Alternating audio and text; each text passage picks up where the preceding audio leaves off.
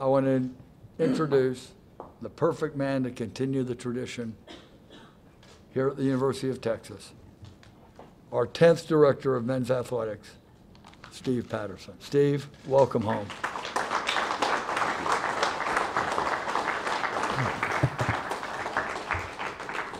Thank you, Bill, and it's nice to be home. It's really great to be here. I want to thank Bill and the committee for putting their faith in me. You know, I graduated twice from here. I've been impressed with the job Bill's done all these years, growing this great university into a greater university year by year by year.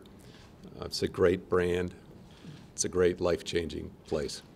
And to be able to follow DeLoss Dodds in this role is something I never really thought about. And because how do you follow somebody like DeLoss, who's really built this program? I remember when he came here, and I was a student, and he said this morning there were 30 people in the department when he started, and I remember the scale of the department then, and he's built it into the envy of college athletic departments across the United States. You know, so I look forward to continuing that tradition with DeLoss, working with Chris Plonsky here, and working with Bill and all the folks that are here at UT. This is a premier program. It has been for decades. We want to compete for championships day in and day out. We want to continue to graduate our students and do it with great ethics and follow the rules. And you know, I was really attracted to come here. I had a great experience at ASU. Dr. Crow was tremendously supportive. He could have kept me from coming home, but he's a good man. He wasn't going to let that happen. And so I'm happy to be able to be here with my family, my wife Yasmin and my son Austin. Austin's been lobbying me the last week or so, and you know, just so you understand, when he was born, I was thinking that we ought to name him Bevo. My wife didn't quite think that was appropriate. She had some other ideas, so we settled on Austin. So it's great to be back in Austin with you, Austin. But I just want to tell you how excited I am to continue to build on the tradition that DeLoss and all the people here have developed over the years. You couldn't pick a finer institution to work for, and I'm really excited to be able to roll up my sleeves and get started to work with all these great folks to continue to grow this brand and grow this program and go forward for many years to come. You guys want to take questions? Steve, what do you see as your biggest challenge as you start this new job? Well, I've been here, what, 15 minutes now?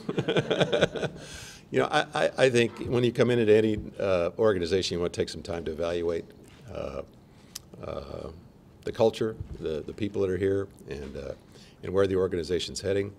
You know, I want to help extend the brand of UT throughout the United States and internationally. We talked a bit about that over the last few days when we've been talking. I think we want to continue to support our coaches and student athletes to try to compete for championships every single day. We want to make sure our student athletes graduate and not just graduate, but go on to great things when they get out of here. So I don't see this as an organization that's over in the ditch. It's a place that's had tremendous success for many years. It's got all the resources it needs. It's got some great people that have been working in it for a long time, and I just hope to continue to grow that. Well, first of all, anytime you follow a legend and probably the premier practitioner of his art, you have a little trepidation. Those are big shoes to fill. And you know, I've looked at DeLoss for years as really the great AD in the business, and somebody who had a very high-profile job has performed at a very high level under great scrutiny, under good times and bad, and so you know, you admire somebody's very good work in their craft. In terms of the time I spent there, you know, my background is different than a lot of guys in professional sports. I come from a family of educators. My parents ran a prep school in Wisconsin. All of my mother's family came from a very small town of 900 in northern Wisconsin, and all of her 8 brothers and sisters, and she all graduated from college, and you know, it was very much a rarity in those days, and it was something that was expected as I was growing up. I'd also been working with ASU in a different capacity for about a year and a half before taking over the AD role. Mike asked me to do that a year and a half ago, and hopefully I think they all found it was a good fit. I met with the staff this morning, and what I tried to communicate to them, and I would continue to communicate, is that this is the premier athletic department in the country. Tremendous success, tremendous revenues, tremendous graduation, great facilities, great support from the alums and donors, very successful coaches. That's something that we want to continue and grow.